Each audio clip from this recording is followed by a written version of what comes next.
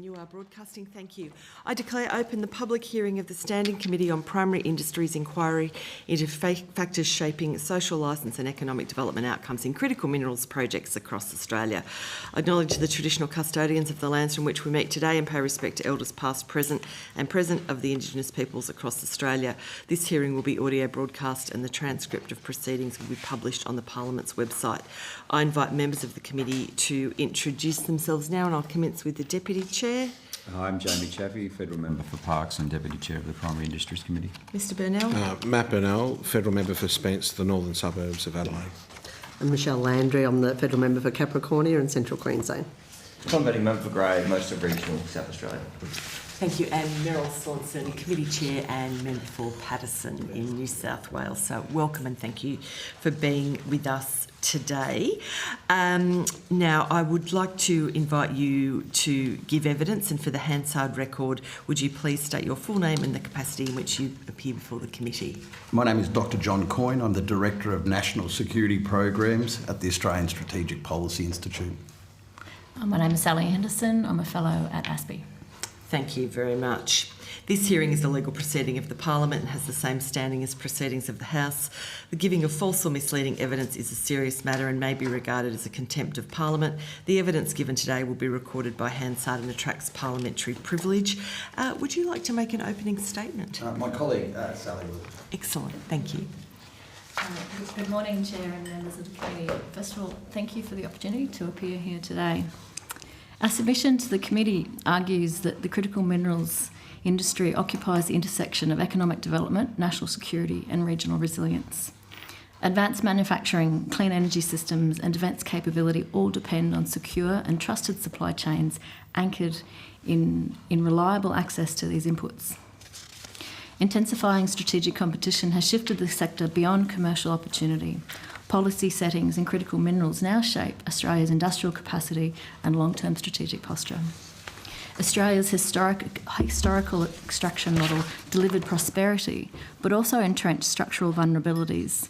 Limited downstream capability increased exposure to concentrated processing markets and coercive leverage. Underinvestment in producing regions widened disparity and constrained durable transformation. Treating critical minerals as another short-term commodity cycle driven solely by speculative optimism, upstream expansion and build slow, fail fast industry risks reinforcing weaknesses rather than resolving them. The strategic task here extends beyond extracting more ore. Australia must position itself more intelligently within global supply chain architecture. Processing, intermediate production and selective advanced manufacturing, where commercially viable, should form part of that strategy. Industrial ambition must remain sequenced and regionally grounded. Government incentives should improve sustainable private investment and long-term resilience of industry. Social licence provides the foundation for that ambition. Projects stall when legitimacy erodes. Durable development requires locally anchored governance structures that embed projects within communities over multi-decade life cycles. Free, prior and informed consent must operate as a substantive governance principle. Early, continuous and transparent engagement with traditional owners strengthens cultural integrity and project certainty. Broader community dialogue must equip citizens with balanced information about environmental, financial and long-term risks. Informed consent reduces misalignment later in project life cycles. Superficial consultant amplifies it. There is a growing ecosystem of actors engaging in critical minerals debate and regional dialogue, including academic, cooperatives and advocacy groups, whose contributions can be valuable. However, where narrow or selectively framed narratives intersect at the regional level, particularly in the absence of balanced information, the spirit of informed consent can be undermined. Remote and regional communities should not be inundated with externally driven agendas that fragment local discourse or preference city-centric perspectives over place-based realities. As new waves of priority emerging industries, including critical minerals, intersect lower population regions, the scale and pace of change risk overwhelming the community's ability to respond. Comprehensive engagement should cater not merely to an interested subset of the community. Effective engagement would recognise the full extent, the cultural tendencies and the reality of engagement with communities. Capability represents another structural pillar. For a future made in Australia and long-term durability of Australian critical minerals industries, capability is key. This is capability across the life cycle, across the value chain. Workforce localisation is a key component of this. Local capability reinforces system reliability, while local workforce strategies, including in technical and management roles, builds meaningful employment pathways for Indigenous and regional workers. In terms of strategic importance beyond market size, 4 issues are central. This includes from dig and ship to value add, to stability and resilience, to local value capture, to balancing alternative economic development pathways. Industrial geography also shapes outcomes. Clustering midstream processing with established industrial corridors can reduce duplication and lower unit costs for energy, water and logistics. Multi-user precincts can generate local innovation density and shared infrastructure efficiencies. Australia's resource endowment remains clear. Coordination is still the constraint, aligning federal ambition with state implementation, investor expectations with community outcomes, and industrial capability with regional capacity. Nation building requires strategic patience. Institutions, skills ecosystems, and community trust develop over decades, not announcement cycles. Legitimacy stands alongside security of supply as a core requirement of economic security. Critical minerals can anchor diversified regional growth and strengthen national security. But they can only do so if governance, sequencing and social licence are driven from and generally tethered to the local ecosystems that underpin the critical minerals sector. Thank you. Thanks for that, Ms Henderson. I appreciate it. We'll commence with some questions. I know I have 2 colleagues that have to go fairly soon. Mr Burnell's already had to leave. Deputy Chair, you'll be leaving shortly, so would you like to commence? Or? Yeah, thank you. Thanks for your opening address and for attendance at the hearing today. My first question relates to the cumulative impact of critical mineral projects, but also with the overlay, we're hearing more and more about the impact of other projects that have conflict on that land use, so particularly renewable energy projects. So my question would be, how should that be managed in your view, and which should trump the other if there was that cumulative impact or land use conflict of a critical mineral project in the same location or in a zone where renewable projects are either planned to be produced or under development? Look, thank you for the question. I think there's always, and I was only saying this morning, there's always a challenge with whether you're writing analytically for applied policy or giving evidence in locations like this. So I can give you, a black and white answer. Then the opposite is generally viewed as you're giving a fence-sitting example. You're not neither picking A nor B. The reality is each of these things are nuanced. So let's stop for a moment. When we're talking critical minerals, okay, critical minerals mean we have a list here in Australia. The Americans have a list, the Japanese have a list, the Koreans have a list, the Europeans have a list. All of those lists are different. Okay, so are we just talking about our critical minerals, the ones that are critical to our nation, or are we talking about critical minerals to other nations? Secondly, and I think this is important, not all critical minerals are created equally. So some critical minerals, you can take the whole annual demand and put it in the back of a sedan. Okay, it's critical, but it's not a bulk commodity. Some can only be found in some locations and processed in some locations. So the real nuanced answer here is these things need to be considered on a project-by-project basis. What is best in terms of renewable energy versus what is best in terms of critical minerals. Now, the other part of answering that question is strategic intent. Our intent is an energy transition. Okay, so many of the critical minerals we're talking about here are deliberately, they're at the core of that energy transition. I think, and I was born in central Queensland, so my family are from Emerald, cattle people. So the next statement will make my grandfather roll over in his grave. But I think the last couple of generations of Greens were right on one thing. We should be thinking globally and acting locally. So the other part of that equation and answering your question is this. Is it better to take a commodity, pick a commodity, is it better for it to come from Australia, where we have the highest ESG compliance in the world, where we have been absolute leaders in the global industry? Or do you want it to come from the Democratic Republic of Congo? Okay, so we can put down our renewable energy wind farms, and we can take the commodities we need to build those from locations like the Democratic Republic of Congo, where child labour, modern slavery, oceans of pollution, rivers of corruption. And so I do implore on the committee, you know, it's easy just to sit there and draw an absolute conclusion and say, well, it should be energy transition. In contrast, what I'd put it to you is each of these projects needs to be considered on its merits. And there's a C word that I recently spoke a little bit about with John Anderson, Kim Beazley and others. That sort of approach requires courage. Okay, so government, it's not about setting, and by all sides of politics, it's not about setting an absolute standard. It's about saying, well, we have the courage to say right now, vanadium is important at a strategic level to the global transition. And we can mine it here and process it here and pick any of the commodities rather than energy transition. In other projects, we might turn around and say energy transition. And I apologise, it's not a fence-sitting exercise, it's an exercise in that we have to show nuance. So just to follow up to that question, in most jurisdictions it would be the state government who would determine that if there was a conflict on land use. Do you believe that's adequate for where we sit at the moment, or should there be more a federal approach?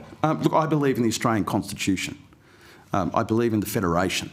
I believe that in this town, I've been a national security practitioner for 37 years. In the lead up to COVID-19, people thought the Federation was dead.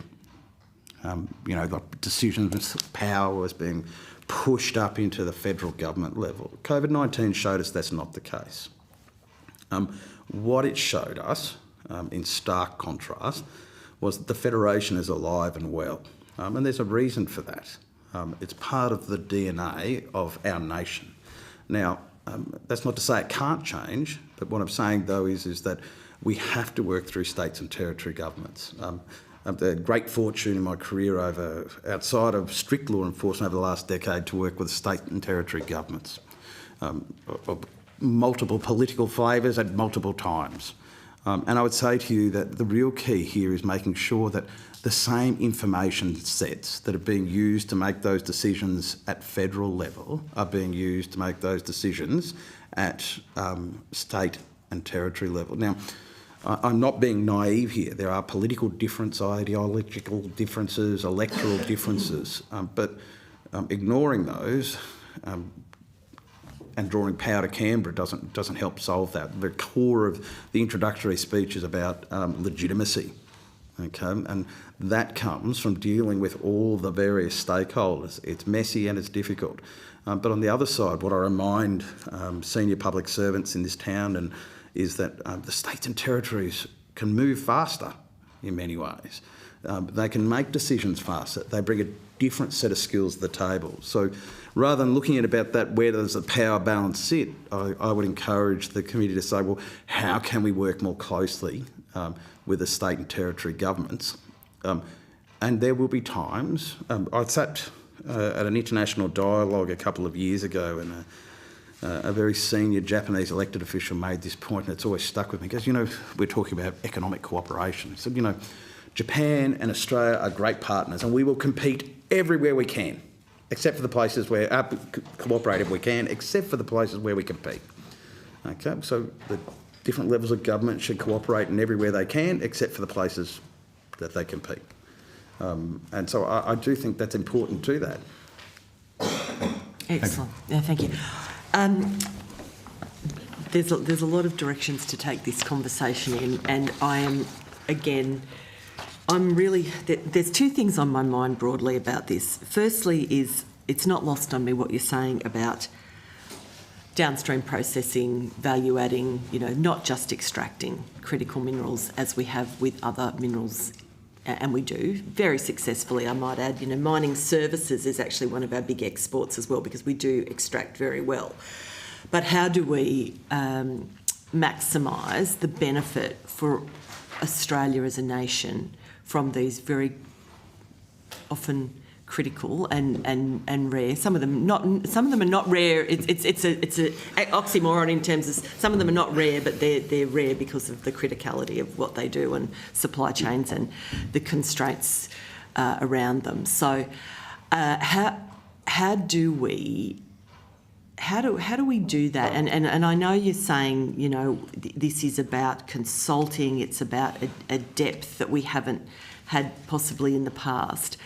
But this is my issue where it intersects with the states and sometimes local government. We've heard from local government, in hearings, public hearings last week, where housing and workforce issues are going to be really critical to standing up some projects. And in some places where we know we have deposits, the local government is the main authority responsible for doing this. There aren't big towns with big access to the things that we need. So it seems to me like we have deposits of these valuable things. We know that. We've got to have the regulatory processes, we've got to have the social licence, but we've actually got to have the ability to do it. And that's, for me, that is one of my big concerns, that we are going to miss an opportunity.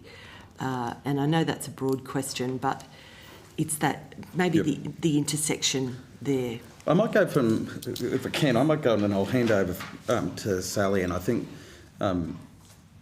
and really because it's fresh in my mind, I presented in Townsville on Tuesday and I asked the question about northern development and then in regards to globalisation. And so, again, those binary people out there. So I'm pale, male and stale committee. So, I've lived the great 3 decades of great economic growth our nation has had, just-in-time supply chain, centralisation of production, offshoring. My superannuation funds have made a lot of money. I don't think globalisation is dead, but where the opportunity for a nation like Australia starts now is that we're entering a period of contested globalisation, where price, like driving the price to the absolute bottom, is not the only motivator. You might turn around and say, well, that's not the case. Let's move a second here, think about INPEX. Okay, so the Ichis complex that INPEX created for Japan with long-term patient capital has allowed Japan to develop a energy depth that provides them energy security in 10% of their LNG needs. That's not a true commercial decision. It was a long-term look at energy security in a very specific set of strategic contexts. Rare Earths and Lynas. Lynas is a great Australian company. Chinese state-owned enterprises control about 90% of rare earth elements globally, and not just at extraction at multiple levels of the supply chain. The Japanese government invested through JOGMEC and several other mechanisms large quantities of money, patient capital. At very decisive times, the market pushed the other way. They should have closed down, but they pushed on. Great success stories. We're in an environment right now where price, for the first time in a long time, isn't the only differentiator with those who we trade with. The EU, India, okay, individual countries like Germany in Europe, the US, Canada, are all looking for alternative, resilient supply chains. And that means price is no longer just the differentiator. We offer that stability here. So from the first point, I'd say about the economic conditions around this. there does need to be some realisation about that. I think the window for that development is going to be measured probably in decades or 2 decades, but that doesn't mean we can take our time as a nation in responding to that. My own thing is that the market conditions themselves, especially around critical minerals, the lack of stability, price fluctuations, uncertainty, detract capital, and secondly, capital itself in our markets generally want it, like all the people in this room, they want to return in 2 to 3 years, not in 10 years. So there is a need to raise that capital, and there's the capital alternatively to foreign investment from China here. And I caveat that with it's not a choice between Chinese foreign investment and other foreign investment, it's about diversification. So I do believe that the role here is much more about orchestration. So our economic theories take the industrial hubs that already exist across Queensland's coast. Those sorts of industrial hubs won't just form in the future themselves. So the governments need to orchestrate that and create the right conditions. They will need to do more than simply put in header works to make that work. And you'll not only the orchestration, the other part is using your economic levers to ensure that there is a stability within the market. So here I think that is really, really important because this is in the interest of all of our nation and economic development. I don't know if you want to add. That pretty More much on the mining covered side. most of the points. I'd probably add to it slightly. Our Deputy Chair's just left, but I think I'd probably preface your question there, Chair, with the cumulative impacts of across the ecosystem worth recognising with reference to your question, and mining industry and other industries are very good at looking at economic impact assessments, social impact assessments, and they do it on a project by project basis. I think the opportunity when you've got multiple horizons of development at a regional level, a basin level, a state level, is that cumulative impact assessment done on timeframes relevant to the community, so that housing and tensions are understood, and that the various scenarios with which it may manifest for the development of those. But in terms of the value add pathways and wiring the value add and not just in the industry but for a broader economic development model, John summarised it quite well. I mean, I probably can only reinforce that message around the long-term stability of those industries. And the first component there, I think, are the stable, long-dated settings across each of the components of the value chain for the long-term investment horizons that are being made. So the stable fiscal settings across not just upstream but midstream and downstream, so that investors have certainty for the timeframes for which they need to invest. Investor confidence, committed capital, ongoing deployment of sustaining capital provides stability and resilience in those industries, which then can build into confidence around capability, skill sets, SME and local procurement ecosystems, which are all long dated. So I think critical minerals across the value chain, that stability narrative is important to create, goals for regions that bring critical minerals through the value chain into production. And I note, Dr. Coyne, that you used the energy transition as an example, and it is a key example, but I would... I guess, and I'm really interested, given your capacity as National Security Programs Director, the defence elements of this. There are other bigger endpoints for critical minerals in addition to just energy transfer. Obviously critical minerals are in the phones that sit on our tables. They're in most touch points of our lives, even if we don't realise it. So I think that's something that we have to be thinking about as well. It's not just a singular focus in terms of an end point or an offtake agreement. It's many things, and how do we, and how, again, back to diversification, how do we diversify our processing, our thinking, and then that comes in line with midstream manufacturing, but that comes back to the energy piece. I'm going to provide two anecdotes and then try to answer this. The first one is about 3 years ago, 3 years ago, well, I was in Hawaii, and at the time there's a global shortage of ammonium perchlorate. So ammonium perchlorate is solid rocket fuel. It's wonderful stuff, really dangerous, and locked down to where you can manufacture it. And there was a defence prime located at this stage, and I was with a senior US official, and we were talking away about this new missile they'd produced. And I said, oh, where's the ammonium perchlorate coming from? And it was a long conversation. I said, yeah, but where's it coming from? And they said, oh, Russia. I said, okay, so you're taking ammonium perchlorate from Russia to the US. You're using it to manufacture rockets. You're selling the rockets to the US DOD, who are gifting the rockets to the Ukrainians, who are shooting the rockets at the Russians.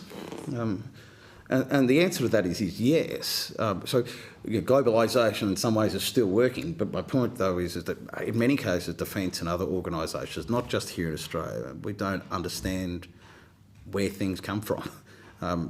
The world's most advanced warfighting capability is the Joint Strike Fighter. It's an incredible piece of equipment. It's called a fifth generation warfare capability.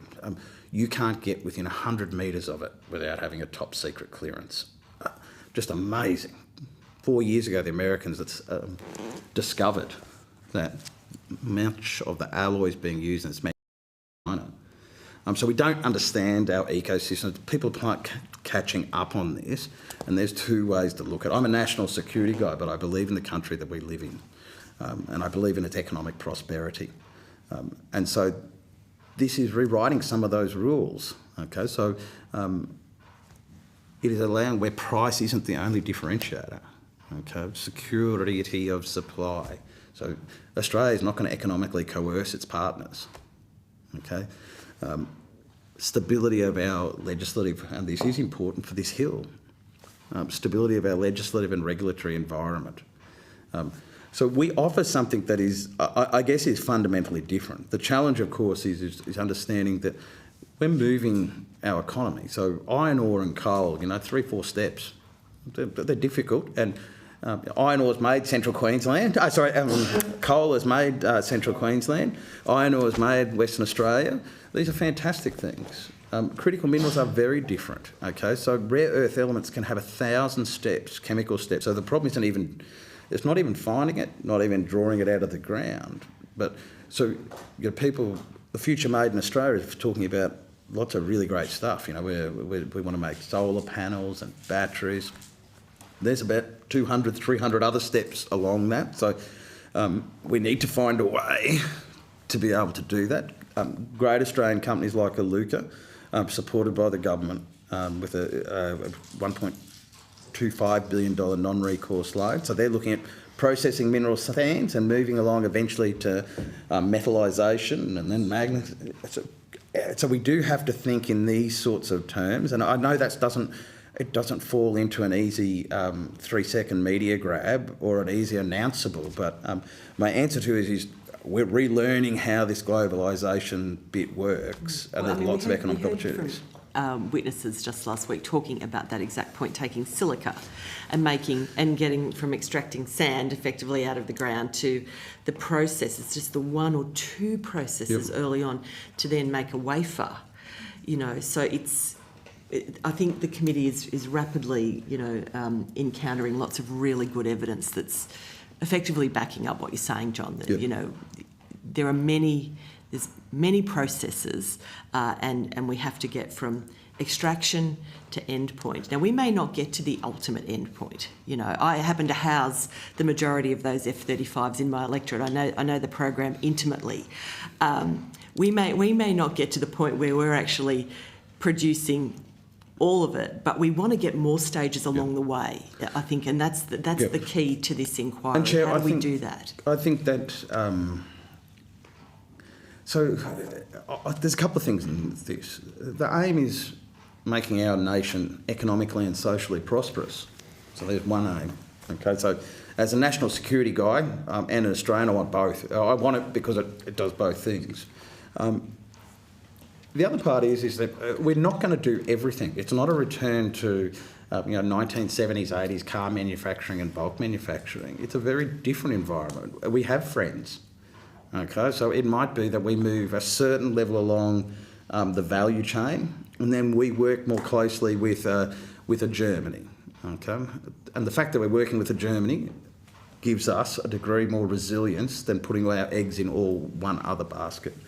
Or we might work with the Indonesians, or we might work with whomever. So it's not about producing everything here, but it is about understanding how we build, so that's socially and economically prosperous, how we build the things we must build, how we leverage the economic opportunity. And I'm not always sure we're clear on that.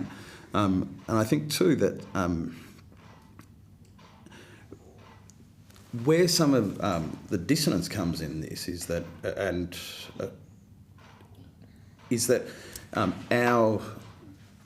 our commercial entities, as you'd expect, are geared to make profit.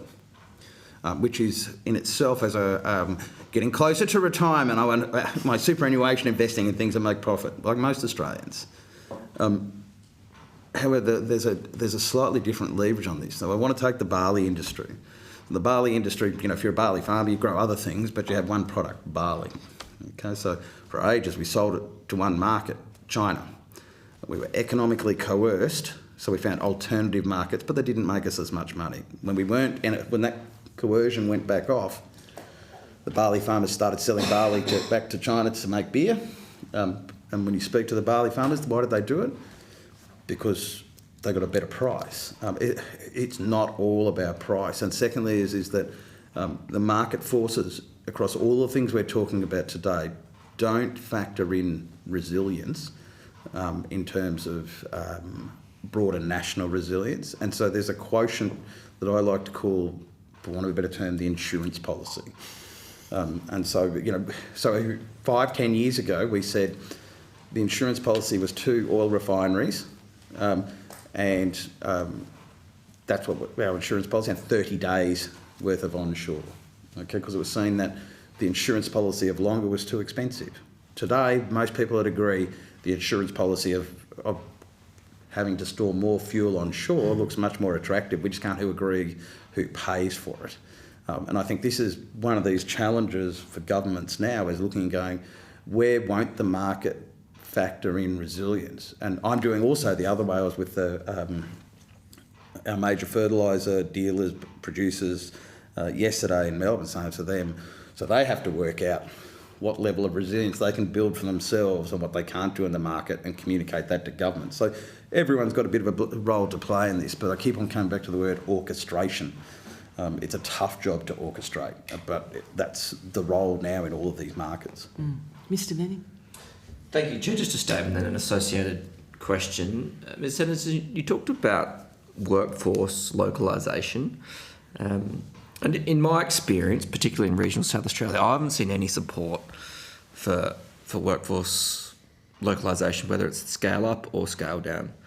Port Augusta as an example, when the power plant left, or Lee Creek when the coal mine left, there was no support at all for those communities. Or indeed the scale up of communities to support new critical minerals mines, or whatever it may be. And essentially it's just being supported through FIFO activities out of Adelaide. So I don't see that localisation support at all. So, and then, my question therefore is, how can governments better ensure that royalties and project benefits flow into the local communities rather than, say, metropolitan areas? Thank you for your question. You're right. That sort of fundamental enablers in terms of all of the, the housing services sector within communities are important for retention of viable workforces locally or regionally, and having revenues, the royalty revenues, tax revenues redirected into that local, that regional ecosystem is important. The Western Australia Royalties for Region program is probably one of the better examples. We've seen over a number of years and forecasted to deliver benefits, tangible benefits across the infrastructure suite for mining communities as well as regional communities across Western Australia. I mean, that's probably one of the better examples, but I mean, that's a deliberate plan. It's also visible program that's wired into, I suppose, future planning. So, I mean, that's one of the better examples. So WA do get a lot more royalties as a state, say, compared to South Australia, particularly on a per unit basis. But I would suggest that the average regional West Australian would suggest that more of the royalties is being spent in the metro areas than where they come from. But yeah, that's a statement. I'll leave it there, Chair. Thanks. Thank you. I'm good at the moment, thank you, Chair. Right, okay. Michelle, did Oh, you? yeah, okay. I just really wanted to ask about how we can improve coordination between the states and territories and the Commonwealth, particularly with moving these projects forward. As you know, I'm from Central Queensland. We have a lot of different projects, coal and critical minerals and gas and all the rest of it. But there does seem to be a blockage there of, sometimes that the state will sign off on things and then we've got to hold up with the federal government processes. Can you see any way of streamlining that a bit to get these things going? Because, for projects to take 10 years to get off the ground, it's a lot of money and effort from any organisation, and it doesn't matter how much money they've got, but it's, a lot to put out before they even start building, really. I'm going to be very cheeky, and that is that 2 points I'd like to make. I worked in national security itself in government for 25 years and now 11 in a think tank. I've lasted 11 years a lot with the private sector. I do believe one of the things that we need to do is lift the commercial acumen of our private sector, of our public sector, I should say. I don't think there's just enough understanding of the challenges of raising capital, of risk, of uncertainty. I'm just building that on its own would have an impact. The second part, and you may say I'm being tongue-in-cheek, but I do think that unfortunately in Canberra, and there's probably a PhD thesis for someone out there to write on this, I think the process has become more important than the outcome. True. And so I think that mindset has to be changed. I mean, it is the outcome, done right, that becomes important. And what seems to happen with a lot of these projects is the uncertainty of these processes. I had recently had, and it's not just an Australian thing, I recently had a meeting with a very senior elected official from Canada talking about mining and mining regulation. They said, look, we've had to create a whole business unit to help the private sector navigate all of the processes and things that are available to them. And so I think that I understand complexity, understand systems of systems thinking. It's where I live. But I do think that we somehow have to refocus on that the outcome is as important as the process. And if I might, I mean, all of you have been in politics for a while. I was a senior public servant. The easiest way when I was in government to answer something you said is let's form an interdepartmental committee and we will consider the issue and brief you back on a quarterly basis. So it's not that we don't have good public service, and I want that on record as well. What it is, though, is the system is geared for risk. In what we're talking about here, if you want to accelerate things, you have to engage with risk. And remember that C word I said earlier? It's the same thing. If you want any big project, any nation-building activity requires that courage. And just to follow on with that, you do see these decisions made, and I sometimes think that people should probably get out of their office in Canberra and come to the regions and see what we're actually talking about, the economic impact to those communities, the jobs and all the rest of it. So, and that's not just Canberra, that's Brisbane, Sydney, all the rest of it. I guess this is the nature of politics, and if I can be tongue-in-cheek and push it back on again on the other side of the table, I've been working with the town of Weipa, a wonderful town, a wonderful community, great people. It's a dying community, okay? Both in terms of traditional owners and the community itself, or so the communities around the town. Wealth was drawn out of there for decades. The place is slowly being remediated. We need RAF-based Sherga to operate there, so we need a deep water port. Rio Tinto dredges the port every year, but they're going to eventually stop, and then it'll just silt up and close. And there will be no Weeper, or it'll just be a group of small communities. I guess that it sits front and centre of my mind. So there's good strategic reasons to keep that town operating. It became part of our national economy, and yet somehow it's cast on the side. But there's no votes there for anyone to go and to really get. And so I think the issue here is that in the same way, I will be very publicly writing a number of op-eds and other things closer to the end of the year during the next wet season. It goes to Darwin. You tell me, how is it that in what other capital city in Australia is it okay that your supermarkets empty out at least twice a year due to flooding and your roads and rail cut off? I mean, it's a Australian capital city. Where would that be acceptable?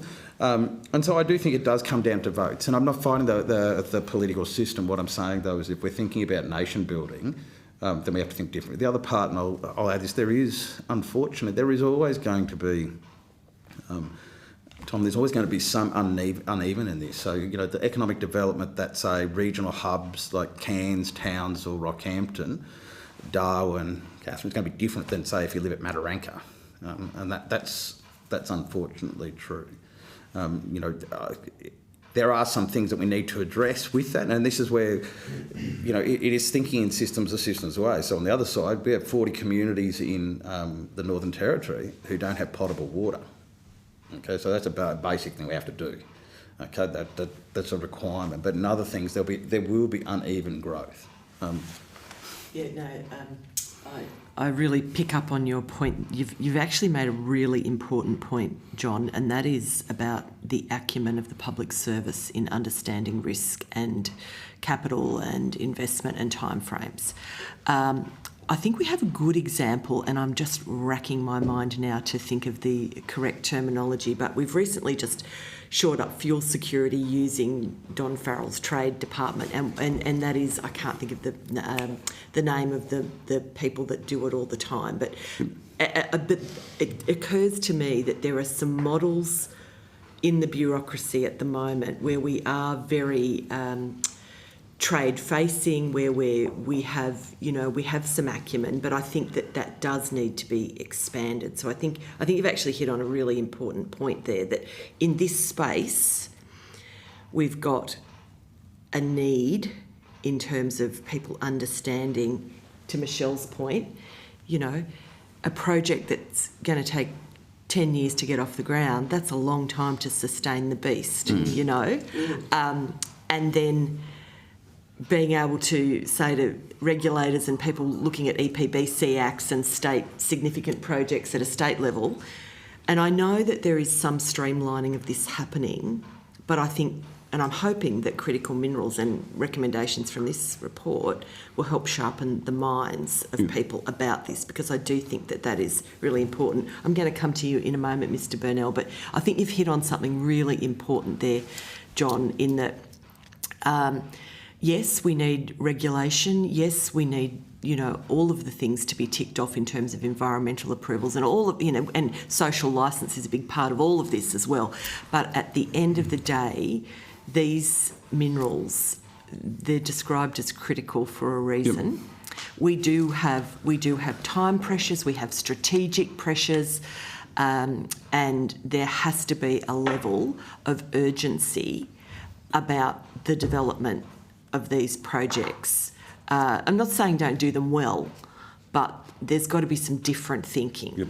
And we do have, at this year's Darwin Dialogue, so fortunately Madeline King attends, and it's a 1.5 track, 10 countries, third time around looking at critical minerals. And I do think that the issue here is it's not about, so speed up while maintaining the same standards. Speed up, so we don't want to, so people can buy, admittedly there's geopolitical risk, some critical minerals from the DRC.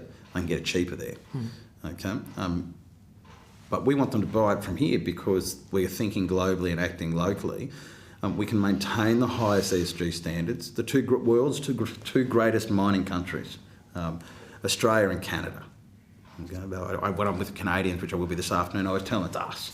But look, we have been champions at that point of we're exporting capability for extraction globally.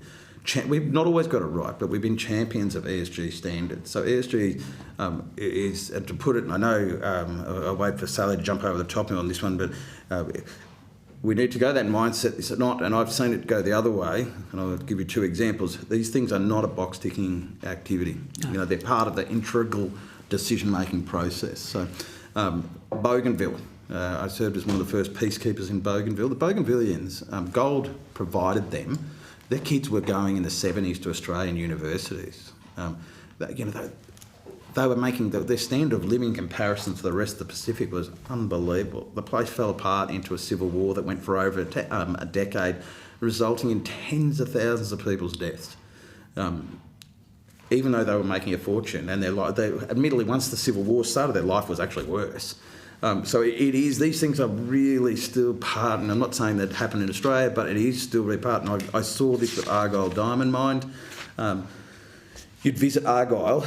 I was doing a consulting job with them. Local football teams were having a grand final. They flew in turf from Perth, got their engineers down, laid everything out for the grand final, everything. They gave apprenticeships, but if you went to Halls Creek, the community there, it was horrendous. So I do think we can get both of these things right. Quite often, senior public service that goes to me when I say these sorts of things. I do believe that our public service can chew gum and walk at the same time. We can do both. Yeah. Mr Burnell. Thank you, Chair, and thank you both for providing evidence today. Sorry I've had to duck in and out. I've had to give a couple of speeches in the Fed chamber. But I'm just interested to probably just touch a little bit more on the question that Mr Venning was asking around regional prosperity, I guess, and the effects of social licence, where regional communities don't feel like they've had a level of prosperity, and the difficulty that arises around obtaining future social licence. How can we better manage that? How do we also better manage this competing need to speed up process whilst managing the expectations of local communities, including First Nations peoples, shared use arrangements with land, so our broadacre farmers, etc., who very well may have cattle, etc., on that land and don't want to be displaced. How do we manage that while still trying to meet our objectives nationally? You want to take this one? No, you go. You go. You go with your thoughts. There's nothing like a huge question like that. I think the farming one is an interesting one. Someone who comes from cattle country, wind farms going off and solar field panels going on some of our most productive farmland, and food security, which I'm doing major projects on at the moment. Can I interrupt there for a moment? John, you're presenting, well, some of us were involved in a massive we sort of kicked off the food security conversation in Australia at the end of 2023. So thank you for your work in what you've done. You're talking to some like-minded people about food security. I don't know I know you read our report, but... Andrew Henderson and I drafted and published the green green paper on food security, and we have been working in the background ever since, and we're appreciative of both sides of politics, and indeed on the green paper the Greens supported the recommendations. These things are going to be ongoing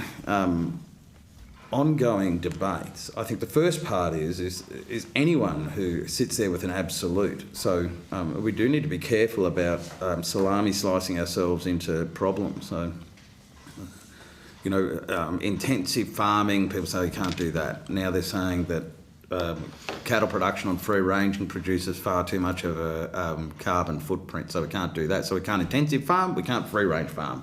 We have to make tough decisions. We have to be brave about those. So in that essence, I think we have to make decisions where, what is more important, economically, socially, and this is part of that process, and commercially, you know, is it better to, that question before by the Deputy Chair, so is that critical mineral so important?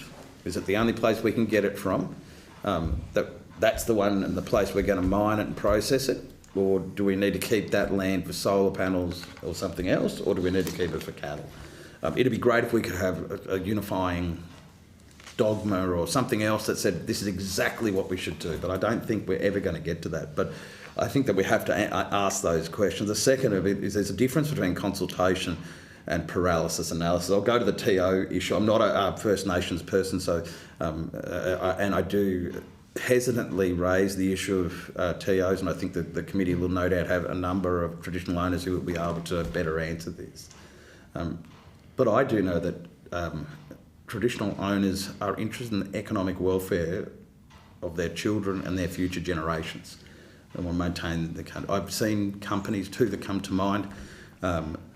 One, which is probably the most difficult of all negotiations ever. So TELUS is looking at storing underground chemical, nuclear, biological, radiological material. Can you imagine? And they have full support. They've created a partnership with TOs that is going forward to do what you would consider the absolute impossible. And the relationship is strong there because they engage right at the start, all through it, and at the end. Well, not the end, but, you know, on an ongoing basis.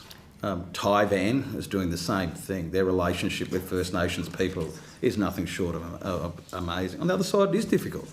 I've spoken to TO leadership around Weipa, and they're like, and I say, you know, you have to make a decision, you have to move fast, we've got to save the town.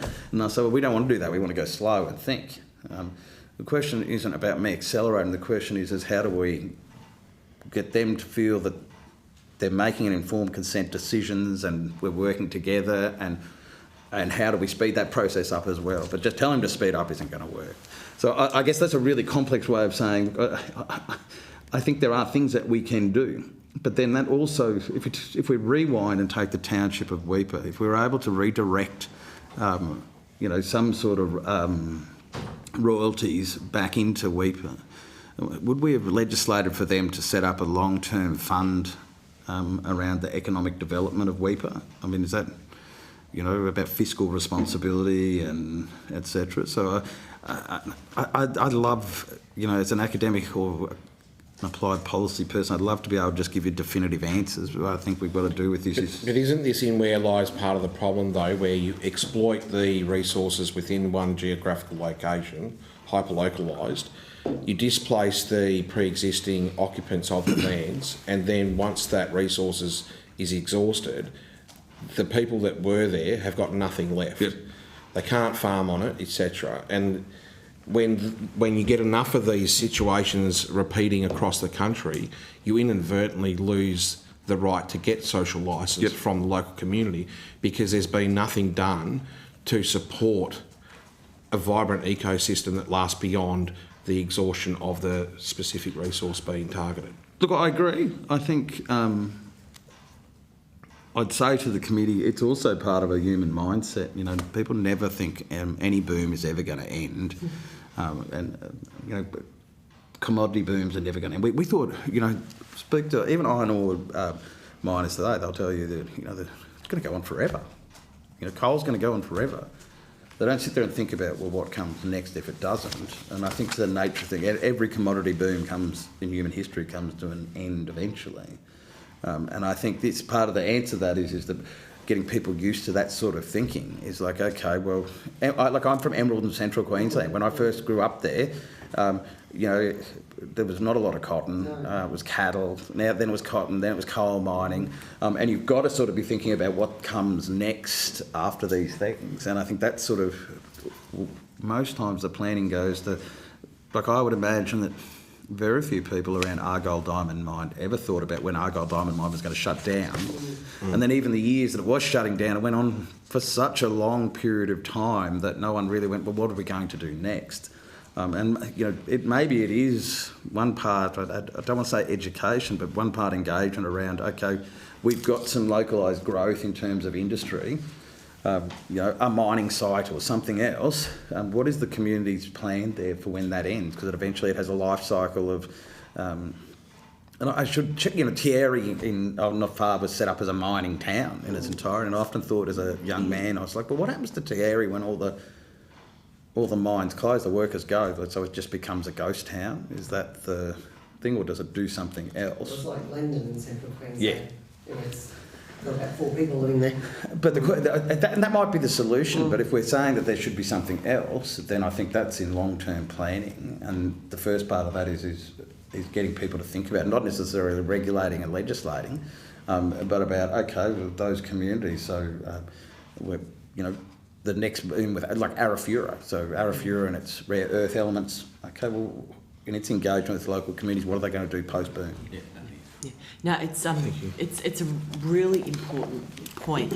And sorry to labour on this, you've really got me thinking about this. Export Finance Australia was what I was trying to think of a moment ago, John, in terms of a bureaucratic arm that I think does it very well. They're dealing with finance and exports all the time. So now I'm racking my mind to think about other examples, but if you think of any, can you let us know? Because I am really hot now on this idea that we need to get the bureaucracy up to speed with commercial realities. You've given me something there. And also tell us, I think that they would be an excellent example of, because we've talked to various witnesses about, can you give us some good examples of where social licence has gone well, and they say, oh, there are some, but you have actually given us a real example of a Grant Wilson at Taiwan as well, Chair. Sorry, what was that? Grant Wilson at Taiwan. Who are they? As well. So they're a mining company doing a range of things in Northern Territory and across now in East Timor. And so they're working in the critical mineral space. Fantastic engagement. So Grant took over a very failing asset that had, he was a Northern Territory born. And I don't want to steal his story, but it was a failing asset, loss of trust with the local communities they were dealing with, a complete loss. Mm-hmm. And so he had to rebuild from one incredibly successful story of where they've got to. Okay, thank you. Thank you for that. Did you want to, did someone, Tom, you want to kick? Just to follow up on this, we talk about courage and we talk about, timeliness of getting things done. Do you see any changes need to be made to the Future Acts framework within the Native Title Act? Look, I'm not a lawyer. I guess my point is that the process itself should be focused on the strategic intent, not on the process. And so the feedback I get from industry, so as a think tanker, I think I introduced you once in this at Parliament House, Chair, at a defence industry event, and a think tanking is a wonderful place. I went there for a year and I've been there for 11 because it's all care and no responsibility. I don't implement things. So I guess I don't want to comment on it because I do think that the Act itself needs to be, and its discussions need to be between TOs, First Nations people, and government in relation to that. But what I will say is that getting things right has to also focus on doing it the right way. So the two have to align together. I'm not convinced that is the case. I'm not convinced that it holistically looks at these issues. I think that we're quite often... So if you imagine you're a mechanic for... I love systems of systems thinking. So if you're a biologist, we can talk about swamps and how everything works together. Sally's an engineer, so she's much better at it than I am. But, the secret here is if you're the mechanic, you need to know how the whole engine works. At the moment, we'd have that piece of legislation there and that piece of legislation there and that there, and there's no synchronisation with that. And navigating that, again, the Canadian example, and I bet you we're not too far off having to do that in several parts of government, setting up units specifically to help private sector or citizens navigate the diversity of legislation and requirements and other things. So for me, as an old soldier and as a think tanker who's all care and no responsibility, it's a good piece of legislation, but is it set right for the strategic circumstances we're in so that it achieves the right outcomes whilst maintaining the highest standards? I don't think it is. I think the Minerals Council said it takes on average 17 years for a mine to go from idea to extraction. And certainly in my electorate, there's a lot of projects, whether it's critical minerals or renewables or whatever it may be, that are caught in this native title process, and it's taking years and years and years, and the investors move away eventually. Yep. And I think also understanding that process, having spoken to a number of Japanese officials, private sector, and Korean officials, private sector, understanding the risks associated with that process is very difficult for them as investors. So, you look at geopolitical risks, other risks as you're making investment decisions and doing your due diligence. And that says to me that there's an inconsistency. So one part on our side as a think tank is trying to engage and go, well, I want to run some things with Japan and Korea that sort of gets them to better understand land tenure, and it looks at case studies like Taiwan and saying, look, you can do all sorts of things in Australia. The other part is that there is an advocacy industry around all of this as well that sustains itself through processes. My concern is that is making sure. So I haven't been back there in a long time, but I'd imagine Halls Creek. Okay, the people who are living in Halls Creek right now are not living a really great lifestyle, even though previous generations went and did apprenticeships at the Argyle Diamond Mine. So I don't think it's doing its job. Do we have any other further questions? Jeremy, would you like to? Yeah, I might, if that's okay. Sure, please. And apologies that I had to go out to the other chamber, and if this question's already been asked, again, an apology. Looking at your submission and one I agree with around the value add chain and the processing opportunity that should be in this country around the further development of critical mineral projects, what part should federal government play strategically at looking at legacy infrastructure that needs to enable that to proceed in a lot of those isolated locations that would then, as you just spoke about, be that potential for what comes next in those communities when that operation might be at end of life? Look, I keep on returning back to the orchestration term on this. And in many cases, our mindset in terms of infrastructure is based on the economic underpinnings, and you'll excuse me if there's an economist in the room if I misquote it, but really it's user pays and just in time. Now, user pays is fantastic below the north of 26 degrees south and in any of the capital cities. If I want to build an extra lane of traffic between Geelong and Melbourne, and I love going to Melbourne, so it's not a go at Melbourne, but that's easy. I can build it, put a toll on it, etc. Secondly is we love just in time, which is always too late. And so I guess my viewpoint on infrastructure and development and orchestration is that government does need to use its spending power to de-risk certain projects. And there's some great thinking around this. So traditionally when we were talking about attracting industry, Middle Arm in Darwin is a good example. We'll do some header works and then industry will see the great vision and create an industry hub, but that's not how it works. Government needs to roll its sleeves up and it needs to look at infrastructure and transport infrastructure.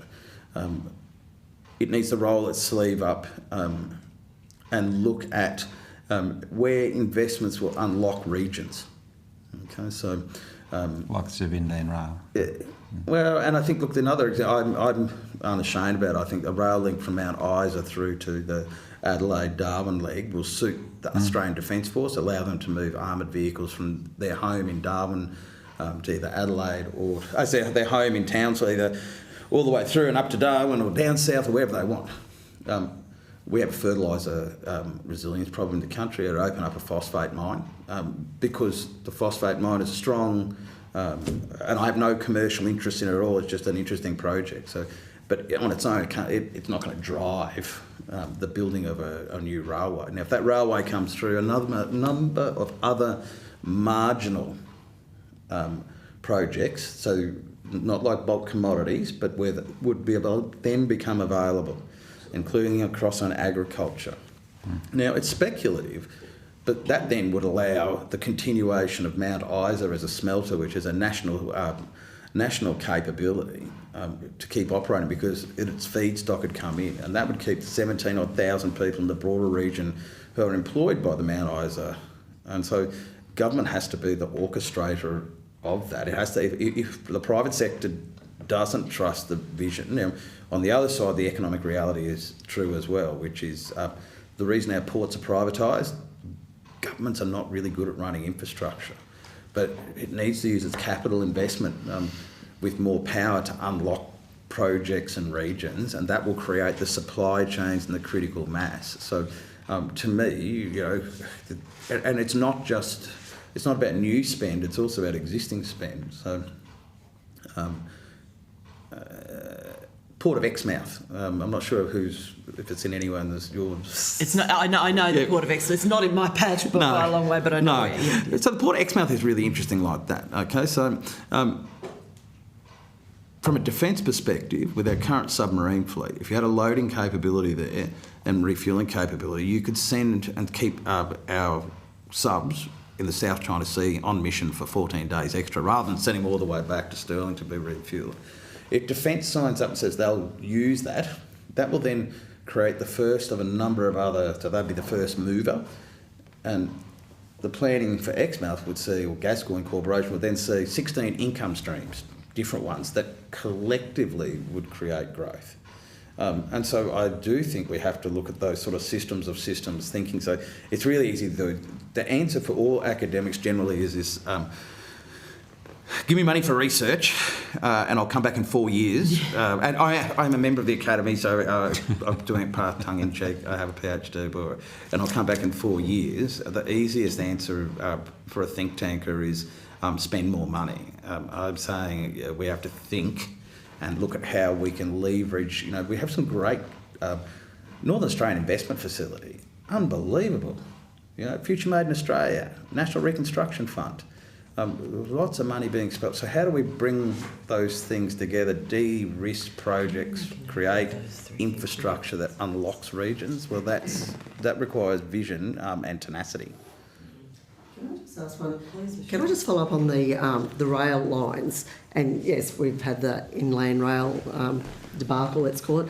But last year I had about 3 different organisations coming to see me about rail lines across Australia, and I think it's really important, particularly when we have floods and things like that in the north and in the more remote communities.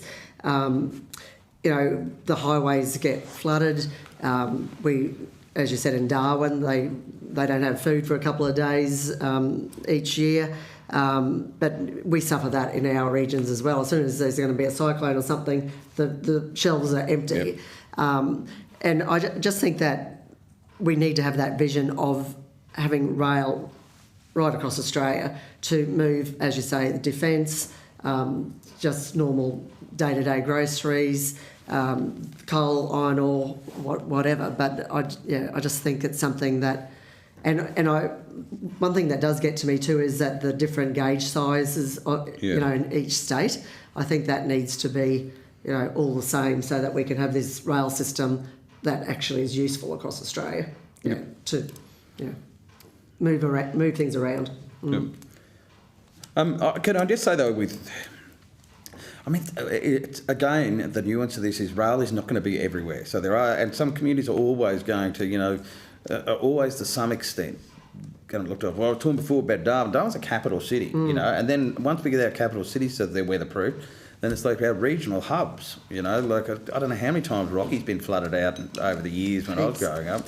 And so those things are important. I think the other part in infrastructure and all of this is that the race to the bottom to get projects over the line is part of the challenge. So inland rail, I don't know the specifics. I've looked at it briefly, probably as much as you guys have, but the inland rail, so in order to get that project up and running, someone quoted it and said, we can do that. They looked at the engineering, Sally, and they said, we can do that. they were so far out. So to get it approved, you're trying to get the figure as low as possible and get it over the line. And then just about every project we ever do in this country then takes longer and Blows out. it blows out. So why aren't we? And now the next thing we're doing is paying huge consulting firms 6 figures, 7 figures, I should say, to do the 8 figures, sometimes 9 figures, to do the feasibilities of it. And it still blows out. So to my point here is maybe the race to the bottom is part of the challenge, and we haven't learnt that as well. So in building all of this, I'm all for rail. You won't find a stronger advocate for that, because I do think it addresses the other thing, which is our challenges is moving things from here to here at cost. And the final one, which we haven't spoken today, is that, and it goes to a couple of different questions you have raised here, is energy becomes the key component of this, cheap and affordable energy. Now, the state of Victoria... I did raise it earlier, but yeah. The state of Victoria, so APA Group is looking at building the national infrastructure to move gas from our northern fields to our east coast consumers. It's a form of nation building. Now, at the same time, Victoria is going to build itself a terminal, which then may actually undermine that. I was with the Queensland government 2 days ago, and they're like, "Oh well, it doesn't really matter. We'll have our gas up here, and that's their problem down there." And so there's some real thinking around this now that to me it's not apparent in that argument. So that to me, and it goes to the answer of your question. So your ability to orchestrate and de-risk projects through the investment in nation-building infrastructure, and most of the things I just described there. They're not necessarily vote winners in big city electorates. Build an extra lane of traffic that gets people between Geelong and Melbourne 15 minutes quicker, that might. So it's a very big decisions in relation to infrastructure become important.